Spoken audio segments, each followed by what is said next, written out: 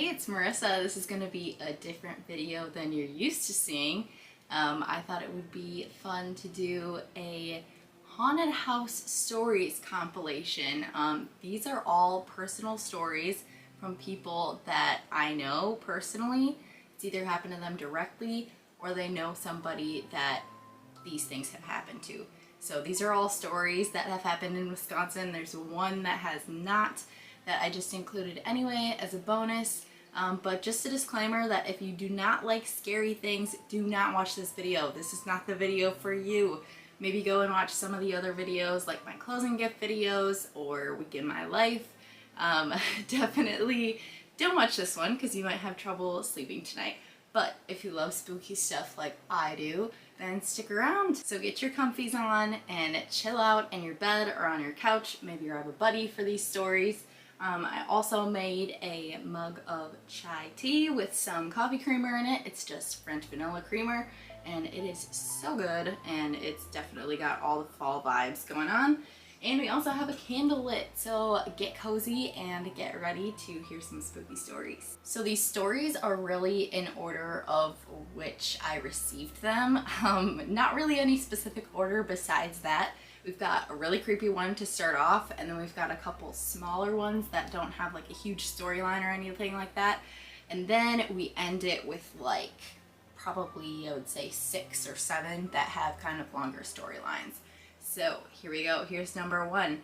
And this is from my boyfriend's mom. She actually knew this woman who experienced this. So she did not experience this personally, but she had a friend who did. So here we go. A married couple lived in a house in Kaukauna with their baby. The husband worked second shifts, so the wife was often left home alone at night with the baby. She noticed things that would get moved around at times. Certain things in the bathroom would be turned around. Sometimes the remote would be placed in a different spot than it was left. The wife never really thought much of it. She figured maybe the husband had moved it. There was one night where the wife heard something fall in the baby's room and she went to go put it back up. Another night, the wife was at home with the baby and she heard what sounded like someone trying to get into the house. She called her husband immediately and he told her to call the cops right away. She called the cops. They came over and they said that they didn't notice any signs of someone trying to get in or anyone on the property. They did, however, notice that there were signs of something moving inside. One warm summer day, the husband went up to the attic to fix something. He was completely thrown off because the attic was freezing cold. He then asked the wife if she had noticed anything odd happening, like things being misplaced. They then shared their stories, and the wife went to the library one day to look into the history of the house. She noticed that the house had been sold several times and that nobody really stayed for too long. She also found records that a man had committed suicide in the basement. He was a professional clown. The family sold the house and moved into a new one. Years later, the wife was driving past the house with her children, one who was a baby at the time in the house, and one that was born after they moved. The wife said to the children as they drove past, "Look, that's where we used to live." The daughter recalled, "Yeah, there was a clown there. He would come into my room at night." As the daughter had grown over the years, she had always been very afraid of clowns. The mother didn't want to scare her, so she said that it was probably a stuffed animal that they had. The child then responded, "No, it was the size of Daddy." Super creepy. She told us that one when we were driving back from dinner in our car, and my mouth was just wide open the entire time. Shook. Okay, next one. Okay, this next one is from my mom. This is an experience that her friend had. So I just wrote it in my point of view. So my mom has a friend who used to live in Winneconne. Her friend lived in a house and had noticed that the door frame was wider than usual. She eventually discovered that it was made that way so that they could haul caskets through the door frame. The house used to be an old funeral home.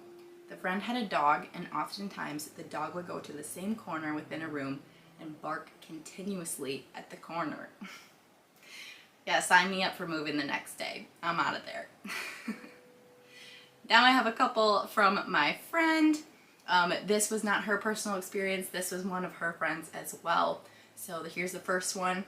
My friend has had a few experiences in her parents' house, such as seeing a man in her bedroom smiling at her and then hearing a little girl run down their stairs. No thanks. Absolutely not. This is her second one. My mom's friend built a house on land where there was this really old shack, and they believed a ghost named Carl lived there. He would communicate with their daughter. When they built the house, their daughter said that his one request was to have a chair on their porch facing where his shack was. And when they put the chair there, all activity stopped. Friendly ghost situation, but also super weird. Next story is an entry from my college roommate's mom. She says, our toaster used to pop up on its own. No one was making toast, and we would all be together in the living room. Our daughter could also hear footsteps upstairs at times, and no one else was home. She called him Henry. This next story is one that is not from Wisconsin. I found this in a real estate group that I'm in on Facebook, and I just thought it was crazy, so I had to add it to my list. Alright, she says, I've always been super intuitive to energies, good and bad. Today, I hosted an open house for a friend. It started at 1 p.m. I texted him because something just felt weird, and there were some interesting noises I kept hearing, like a weird click. He calls me an hour later and says, so it's really strange that you asked that question. The home is bank owned, and the former owner shot himself on the deck. The weird click literally sounded like the cock of a gun. Okay, this next one creeped me out real good. I asked the cheer kids that I coach for in high school if they maybe had any haunted house stories, and most of them looked at me and said yes. So I was like, okay, send me them later tonight. So I got a few of them. These are these next few. They're from the cheer kids, and I'll tell you what, I would be traumatized. So this one is super creepy. Alright, they say, I used to live in an apartment above an old cafe in Poughkeepsie. We owned the building as a whole, but kept most of our life upstairs in the apartments. It was February 2020, and I was just recovering from a horrible flu. I was trying to sleep around 11 o'clock at night when I started to hear a nail scratching on my window. My room was on the second floor, which made it impossible for someone to reach. My dog started freaking out in the room next to me, and I tried to get up to go calm him down. When I rolled over, there was a tall creature with long arms that dragged on the floor. We just kind of stared at each other for a good minute, and then he walked out of the room. My door was open even though I had never opened it. I frantically called my mom on the phone and was like, you know all the reports from the people who used to own this place saying there was some ghost? I just saw it and I would love for you to come home. I never did see it again over the next year that I lived there. That one is just, it's too good. It really is. I feel like I can visualize myself for some reason in the apartment, and like that's what makes it much creepier for some reason. Like I can just picture everything that's happening as they tell the story. Next entry is from another cheer kid. I'll tell you what, these kids just have gone through some stuff because I don't really have any crazy stories. I mean, knock on wood. But it's just insane to me. Most of these are freshmen in high school, and yeah, I'd be freaking out. So she says, when I was younger, I often had sleep paralysis. I saw a shadow figure every single time.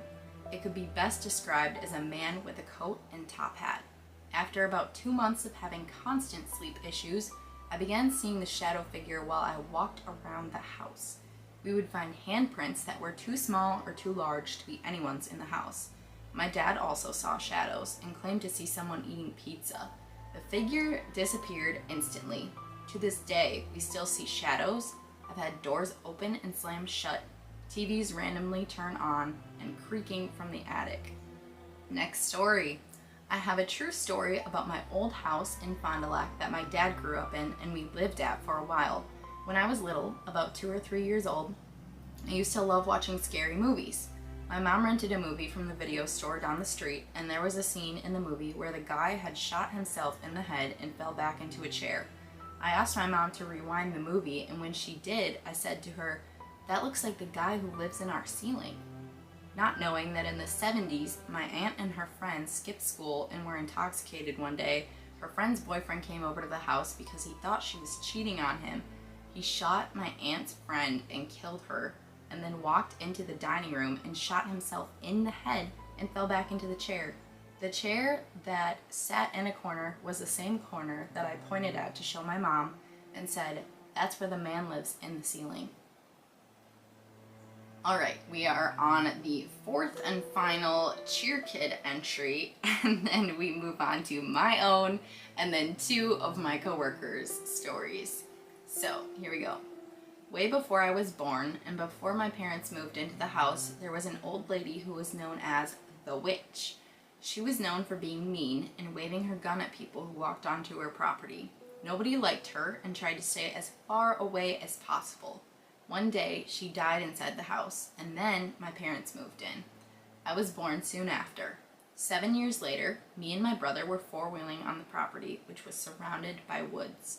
At the time, I never knew about the lady who passed there, but me and my brother continued to go deeper into the woods. Then, I looked to my right and saw a lady.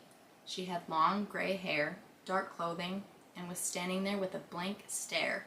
My brother never seemed to notice her, and he kept driving ahead. My child mind thought nothing of it, but for some reason, that moment and her blank stare is still etched into my brain. Yeah, it would be for me too. After I learned about this lady who passed and was shown a picture of her, I realized that the woman I saw when I was 7 was her. If you've made it this far, be sure to let me know what your favorite story is in the comments. We've still got 3 more, so stay tuned. You might have a new favorite by the end of this, but I would love to know what you think is the winning story. Alright, here's my own entry. So, this is about the house we're in right now. Creepy. I live with my brothers and cousin, and when I first showed my brother this house, I totally thought it was haunted. The listing photos were super creepy. In one of the rooms, there was a wooden rocking horse in the closet and what looked like scratch marks on the doors. He really loved the house, and I wasn't planning on living here at the time, so I didn't stress too much about the possibility of it being haunted. You know, who cares? Well, I later moved in with him. We haven't had too many crazy haunting experiences per se, but a couple of odd things have happened that I just felt like I would share. So we have old locks on the bedrooms where you screw the lock into the door frame and into the door itself, as opposed to the lock being on the door handle. So it's kind of almost like a latch thing that you pull over. And when we moved in, we noticed that all of these locks were on the outside of the doors instead of inside the doors, almost like people were locking others inside the bedroom rather to keep someone from coming in. My cousin mentioned that for a while he would wake up at exactly the same time each night, around midnight. His room is the one that had the rocking horse. I was like, I'm not taking that one. Our basement is a fairly creepy basement. You'll have that. It's an old house. But the old cistern was blown out partially. At our final walkthrough, we found an entire open bag of bread downstairs that was sitting on part of the old cistern, with one piece that was on the floor. The piece had a bite out of the center that looked like a human had taken the bite, not an animal. Definitely could have still been a human that was living here, but it was just super weird. And then personally, one odd thing has happened to me. So when I first got my cats, they were confined to my room. I got up in the middle of the night to go to the bathroom. I shut my bedroom door behind me so that the cats could not get out. And then when I came back to my room, I was about to put my hand on the door handle. I lifted my hand up, didn't put it on, and right in front of me, half awake, I watched the door handle turn on its own and my door opened. Honestly, I was so tired that I just looked at it and I was like, okay, whatever. One other odd thing is we also have 2 matching willow trees that are placed right next to each other on the property. And I did a little bit of research, and it can mean very different things. But in many cultures, the willow tree is often associated with grief and mourning. Interesting. Alright, these last 2 submissions are from my coworker. He's had a couple crazy experiences. So this first one goes like this. I had a 120-year-old Victorian home listed in downtown Appleton. I was present for a buyer showing where their little kids were running around the house, as it was quite a large house. The kids had gone down to the basement and came running up the stairs and through the kitchen towards the front of the house. As they were running, they casually looked back at the parents and stated, "There's a ghost down there." They just carried about their business, running around like excited children do. At the same time, myself, the buyer's agent, and the buyers were standing in the kitchen. There was a newer smart fridge there.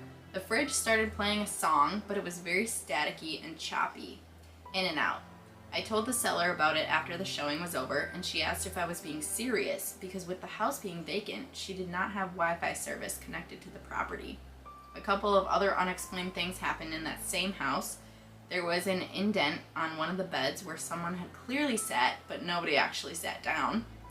There was also a large indent of a handprint on the bed. Additionally, there was a lamp that was just moving on its own. And he actually does have picture and video proof of this, so that is pretty nuts. This last story is kind of an interaction that it's very interesting, the signs, but we're ending on a good note because it's not super creepy, it's actually very touching, and I love this story. So this is how his story goes. My friend Bob passed away unexpectedly in June of this year. The morning after he passed, I woke up and the clock was the first thing I saw. 8:08, spelled out Bob. When I helped him buy his condo last summer, the number one thing he loved about it was the fact that the doorbell played the Westminster chime. He was over the moon about it. The last time I saw him was to invite him to the first downtown lunchtime organ recital this summer. Unfortunately, he did not make it with me. However, the very last piece of that concert was the same tune that his doorbell plays. I'd like to think it was just him saying he was there. The next day, there was a large wet spot on my basement stairs and on the floor underneath the stairs. I tracked the source to an unopened gallon-sized jug of distilled water. Bob had given us a steam mop during his move because he didn't use it anymore. The gallon jug of distilled water came with it because he said that it was best to use distilled water to prevent calcification on the inside of the mop. Well, I didn't follow his advice and left the gallon-sized jug of water unopened, security ring still intact with the cap, and it sat there for months and months. As I mentioned, it was the source of the leak. I picked up the jug and discovered a pin-sized hole in the bottom. I literally looked up and I said, "Okay, Bob, that's enough," and nothing has happened since. I really hope that you have enjoyed these spooky stories and it has got you in the Halloween spirit. Remember to comment your favorite story down below.